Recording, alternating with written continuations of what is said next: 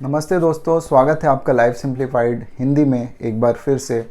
और आज हम डिस्कस करेंगे चैप्टर 10 के भाग 4 के बारे में, जिसमें हम बात करेंगे विल की।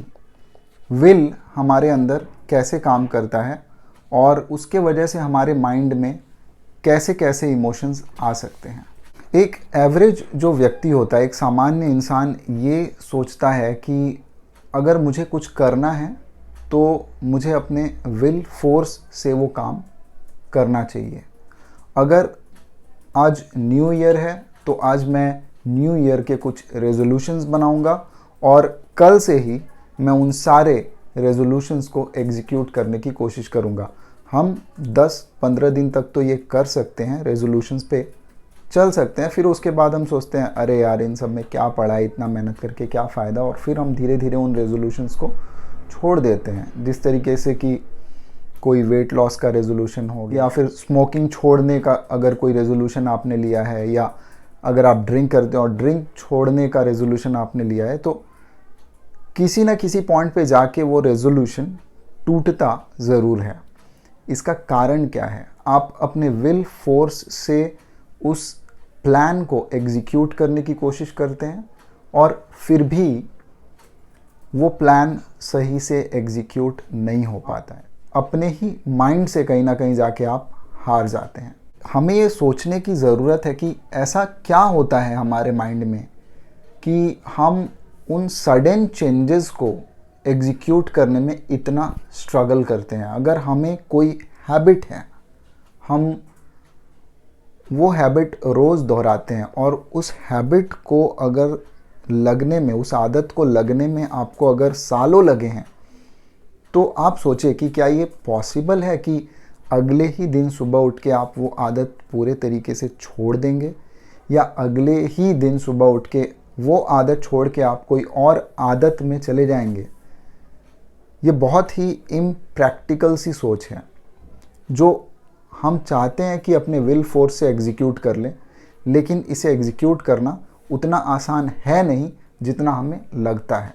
जब भी हम अपने विल फोर्स से किसी भी काम को एग्जीक्यूट करने की कोशिश करते हैं, तो आप ये एक्सपीरियंस करेंगे, या आपने कभी एक्सपीरियंस किया भी होगा कि आपके माइंड में एक स्ट्रगल चलती है उस चीज़ को लेके, और वो स्ट्रगल बहुत ही एक बड़ी स्ट्रगल है।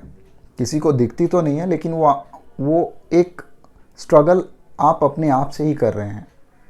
आपको कुछ करना है लेकिन फिर भी आप वो नहीं कर पा रहे हैं। आप कोशिश कर रहे हैं, आपने 1 दिन किया, 2 दिन किया, 3 दिन किया, और चौथे दिन फिर आपके माइंड और बॉडी ने जवाब दे दिया, नहीं अब और मुझसे नहीं होता।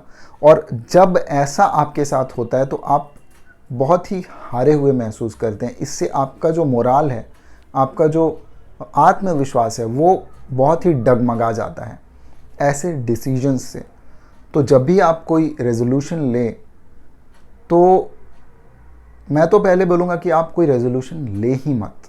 अगर आपको कोई आदत है तो उस आदत को आप कल से छोड़ देंगे, ऐसा आप नहीं कर सकते।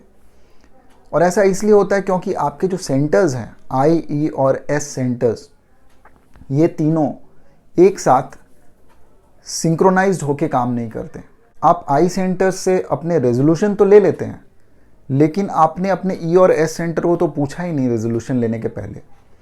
तो इससे क्या होता है कि आपका जो ई और एस सेंटर है वो इस डिसीजन को रिवर्स कर देते हैं, क्योंकि उनकी इंटेंसिटी ज़्यादा है।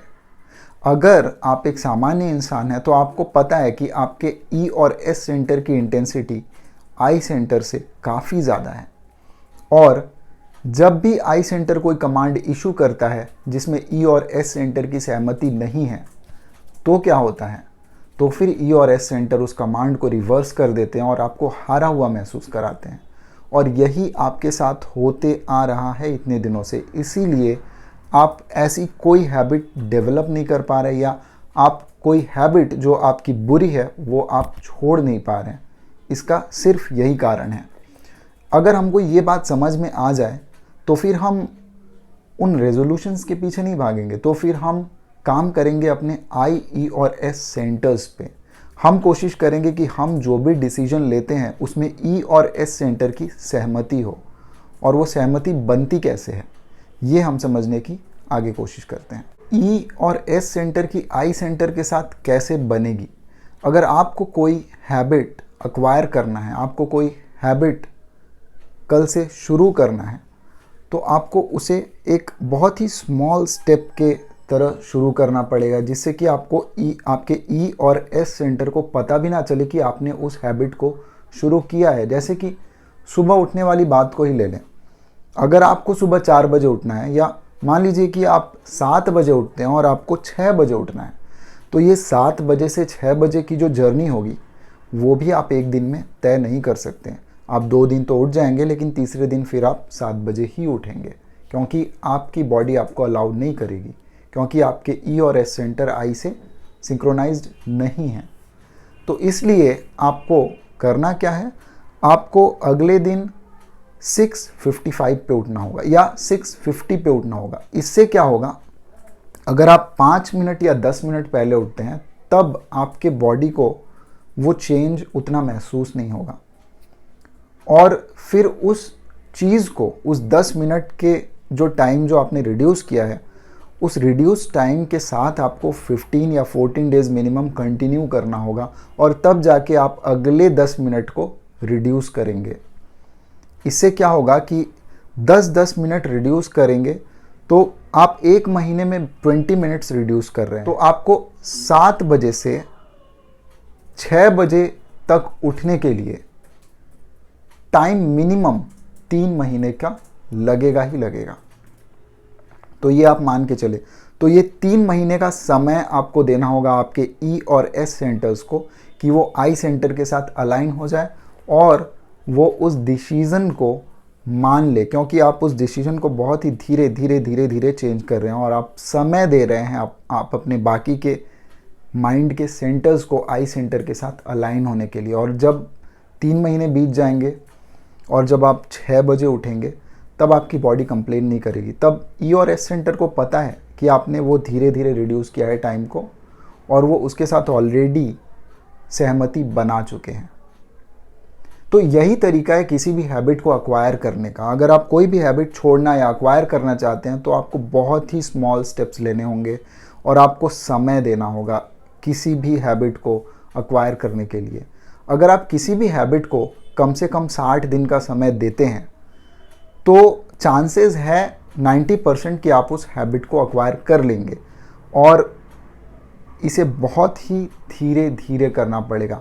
मेडिटेशन के साथ भी सेम है। अगर आप मेडिटेट नहीं करते हैं, आप स्टार्ट करना चाहते हैं, और आप चाहें कि पहले ही दिन में आधा घंटा बैठ के मेडिटेशन कर लूं, तो ये पॉसिबल नहीं है। आप हो सकता है पहले दिन आधा घंटा कर भी लें, लेकिन दूसरे दिन आप बोलेंगे कि नहीं, ऐसे बैठना मुझे बहुत तकलीफ़ देता है, मेरे बैक में पेन होता है, मेरा ध्यान रहता ही नहीं है। तो इसलिए आपको करना क्या है, आप जब पहले दिन मेडिटेशन के लिए बैठें, तो आप 2 मिनट बैठें, 3 मिनट बैठें, अलार्म लगा के बैठें, सो दैट आपको आपके बॉडी और आपके माइंड पे ज़्यादा स्ट्रेस ना हो। आप 2 मिनट भी अगर मेडिटेट करें, तो वो पूरे के पूरे 2 मिनट आप अपने ब्रेथ पे फोकस कर पाएँ। पीजे सर कहते हैं कि जब ऐसी प्रॉब्लम्स होती है जहाँ पे आई सेंटर हमेशा डिफीट होता है ई और एस सेंटर से, तो हमारे जो सेंटर्स, आई सेंटर की इंटेंसिटी है वो बहुत ही कम हो जाती है।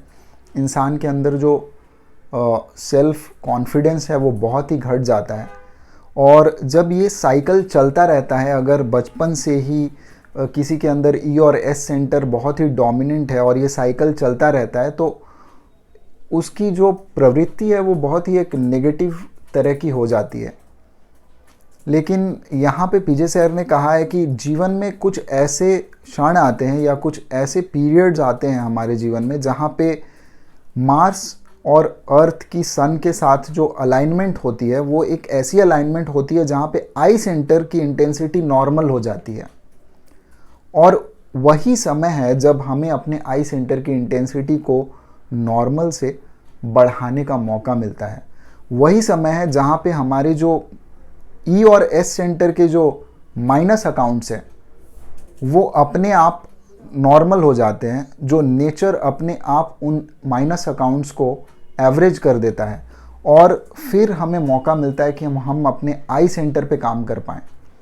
तो ऐसा सभी के जीवन में होता है। एक बहुत ही नेगेटिव इंसान होगा, उसके भी माइंड में कभी एक थॉट आता है कि हाँ, मुझे ये सारी चीज़ें नहीं करनी चाहिए। अगर एक क्रिमिनल भी है तो उसके भी माइंड में ये थॉट आएगा, कभी ना कभी उसके लाइफ में एक ऐसा स्टेज आएगा जब उसे रिग्रेट होगा और वो सोचेगा कि नहीं, अभी मैं अच्छे रास्ते पे जाता हूँ।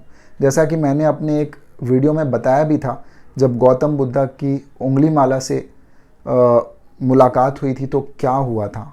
उंगली माला एक क्रिमिनल था, एक मर्डरर था और वो पूरी तरीके से ट्रांसफॉर्म हो गया। तो ऐसे मोमेंट्स पे हमें कैपिटलाइज करना होगा, ऐसे मोमेंट्स को हमें जाने नहीं देना है, अगर जहाँ पे हमारा आई सेंटर की इंटेंसिटी बढ़ती है। आगे मैं कंटिन्यू करूँगा चैप्टर 10 को, क्योंकि ये बहुत ही बड़ा चैप्टर है और इसके 4 पार्ट्स, आज के वीडियो को लेके इसके 4 पार्ट मैं बना चुका हूँ और एक आखिरी पार्ट इस वीडियो के बाद आएगा जो कि पार्ट 5 होगा, जिसमें मैं डिस्कस करूँगा हमारे ब्रेन के जो सेक्शंस है, सेक्शन 1, 2, 3 एंड 4, ये चारों सेक्शंस में थॉट्स की फ्रीक्वेंसी कैसी होती है। क्योंकि एक एवरेज इंसान तो सिर्फ सेक्शन 1 से ही सोचता है जिसके अंदर IESM है, लेकिन सेक्शन 2, 3 और 4 के अंदर अगर आप उन सेक्शंस को एक्सेस कर पाते हैं तो उन सेक्शंस में थॉट्स की फ्रीक्वेंसी कैसे होती है। तो इन चारों सेक्शंस के डोमेन के बारे में हम बात करेंगे अगले वीडियो में, जो कि इस चैप्टर का आखिरी वीडियो होगा और उसके बाद हम स्टार्ट करेंगे चैप्टर 11। तो मिलते हैं अगले भाग के साथ चैप्टर 10 के, जो कि पार्ट 5 होगा अगले वीडियो में।